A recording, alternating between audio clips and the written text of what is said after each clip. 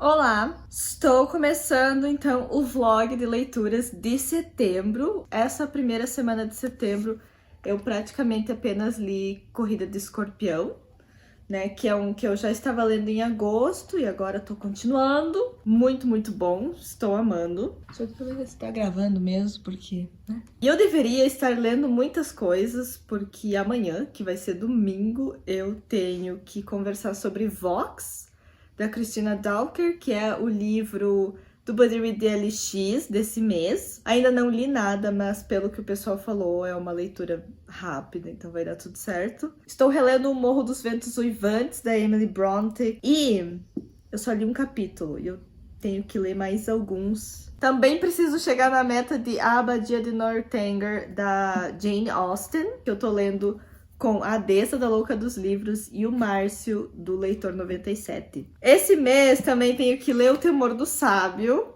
porque nós estamos continuando o projeto de leitura conjunta, né, do Nome do Vento, que eu fiz com o Tico, do Menino que Lê, e a Dessa da Louca dos Livros. Para ela é uma releitura e ela fez um resumo completinho, né, do primeiro livro lá no canal dela. E de novo vai acontecer uma discussão com todo mundo através de uma live. A primeira agora, dessa vez, vai ser no meu canal e depois a última vai ser no canal do Tico Farpelli. E esse tijolo me assusta. Eu também preciso ler Mallory para amanhã, porque vai ter a live no canal da Ray conversando sobre o livro. Mas pelo que o pessoal tem falado, é uma leitura rápida. E eu li Caixa de Pássaros em um dia, então depois eu vou pegar e vou ler.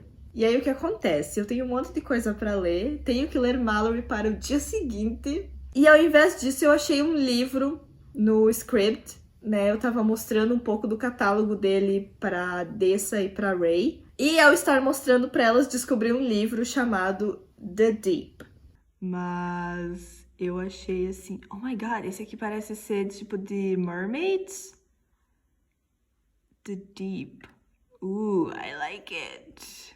E aí, na verdade, eu descobri muitas coisas sobre esse livro. Primeiro que ele é escrito pelo River Solomon e tem também a ajuda do David Diggs, do William Hudson e do Jonathan Snipes, que fazem parte de um grupo musical chamado Clipping. E eles escreveram uma música que inspirou esse livro.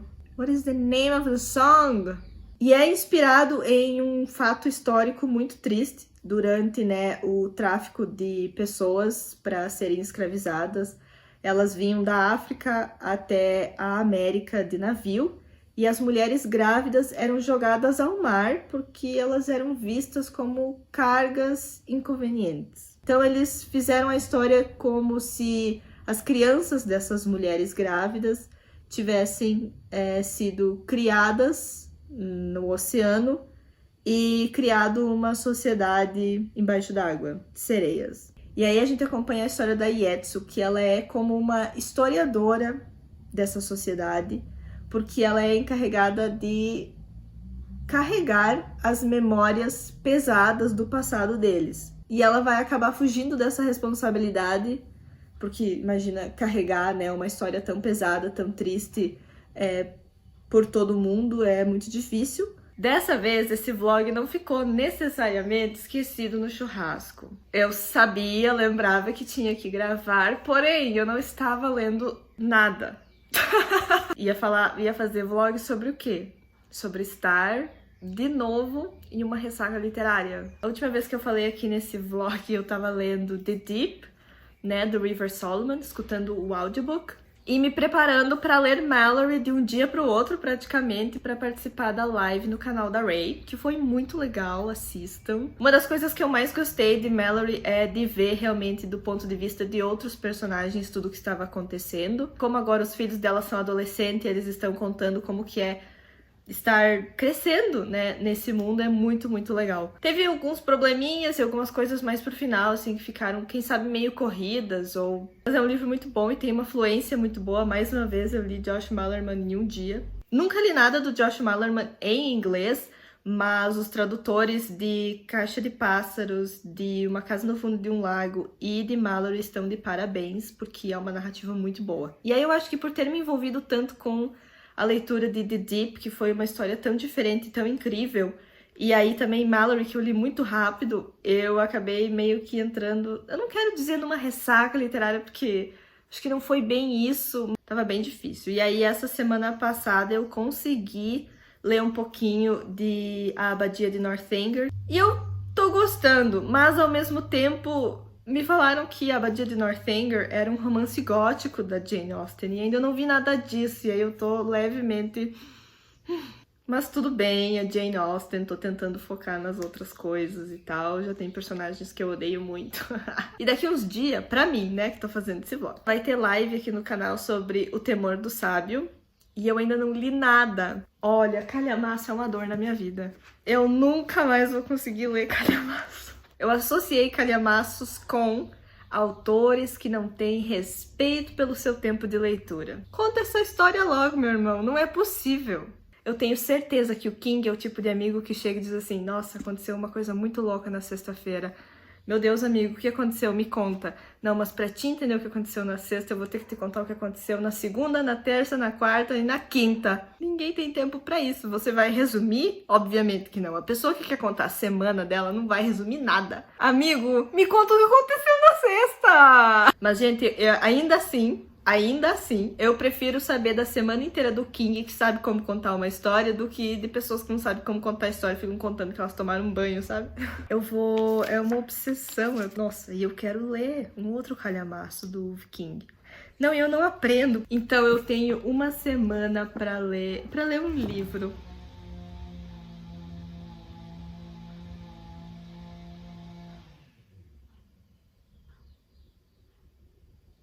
E eu não... Gente, eu sou uma piada. Eu sou uma piada. Acabei de gravar vídeo pro canal. É uma lista de livros para a maratona literária de Halloween, que a Mel, do Tea with Mel, está organizando. E de acordo com a minha organização do canal e tal, esse vídeo já saiu, vocês já assistiram. E já que estamos falando desse cartaz, eu percebi que eu perdi uma oportunidade incrível de fazer um unboxing do livro que chegou. Eu apoiei o projeto de O Cavaleiro Sem Cabeça, da editora Wish, e existiam várias opções de apoio, né? Você podia só apoiar o projeto, ou você podia apoiar com um valor a mais e receber aí alguma outra coisa. E aí eu peguei a opção de também receber Sweeney Todd. E agora que eu lembrei que meu nome deve estar aqui. E aí veio esse pôster lindo e veio mais coisas. Cadê? Veio marca-página, Sweeney Todd também. E aí veio também uns cartões postais muito lindos, com arte de Sleepy Hollow, o lugar onde acontece a história do Cavaleiro Sem Cabeça. Atrás, eles todos são assim. Ai, eu podia ter colado aqui, ter ajudado no cenário. Sleepy Hollow.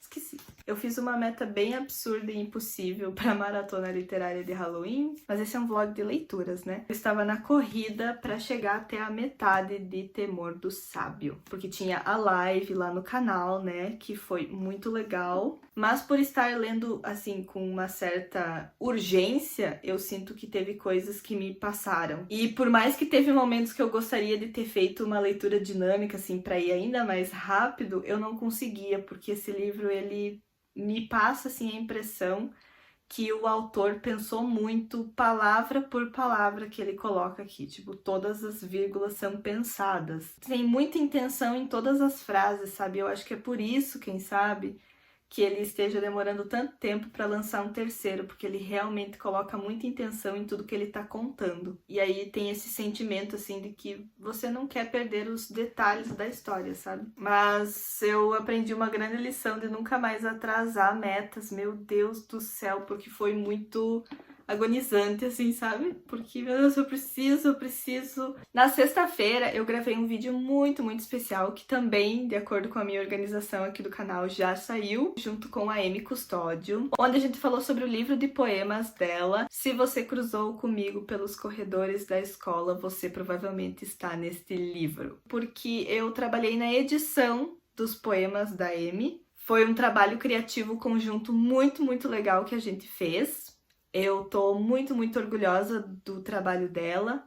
Eu queria já há muito tempo trabalhar com ela de alguma maneira, assim, alguma coisa criativa. Foi um desafio muito legal e eu estou muito feliz com o resultado. No box da descrição vai estar o link para vocês conhecerem um pouco mais desse livro incrível. São poemas que falam sobre a experiência de ser adolescente, todos os sentimentos que estão acontecendo. E claro, é da jornada pessoal da Amy e das coisas que ela passou. Resultou nessa arte incrível e eu realmente espero que vocês tirem um tempinho para conhecer um pouquinho mais, se poemas é uma coisa que vocês gostam de ler ou gostariam de começar a ler. Então é um livro aí que eu li bastante ele durante o mês de setembro, né, porque como eu tava trabalhando na edição dele, e 5 estrelas, favoritado. Que mês que foi o último que passou? Agosto? Mas agora eu finalmente terminei Corrida de Escorpião e eu favoritei 5 estrelas. Foi a única coisa que eu super amei ler nesse período agora que eu tava assim meio que entrando e saindo de uma ressaca literária. Eu gostei muito dos personagens principais dessa história. A gente acompanha, né, a Puck e o Sean. E o Sean já é vencedor de vários anos da Corrida de Escorpiões, que são corridas que acontecem em cavalos d'água. E a gente acompanha a Puck, que vai competir nas corridas pela primeira vez para poder ganhar um dinheiro aí para ajudar a família dela. Então foi uma experiência literária muito incrível com esses personagens. Eu sinto assim que eu conheço eles, eu fico me perguntando se eles estão bem, sabe, agora que a história terminou. Eu dei uma parada com a leitura de Crepúsculo e de Sol da Meia-Noite, né, que eu também comentei no vlog de agosto de leituras, que eu tava fazendo, né, uma leitura assim, li um pouco de um, depois um pouco do outro. Então, muito provavelmente não vou terminar em setembro. Ah, eu lembrei que eu anotei um negócio naquele caderno. Eu estava relendo ele com um propósito bem específico. E, tipo, é uma das minhas histórias favoritas, então eu tava relendo e super curtindo. Só que no meio da releitura eu pensei assim, não quero mais saber desse propósito, desse plano que eu tenho pra esse livro, eu só vou aproveitar, né, e curtir a releitura. E aí depois, como eu entrei naquela ressaquinha, eu parei de ler ele total, então eu perdi a marcação dele. Então, essa é a minha cabeceira, com os livros que eu acho que eu vou ler em outubro, né? E na verdade faz tempo que eu tenho esse problema da cabeceira cheia de livros. Então hoje eu achei a solução. A solução que eu encontrei foi esvaziar uma gaveta. Eu terminei de ler O Fabuloso Maurício e Seus Roedores Letrados, do Terry Pratchett, que é um livro que eu vinha lendo desde março. Esse é o 28º livro na série Discworld, se eu não me engano.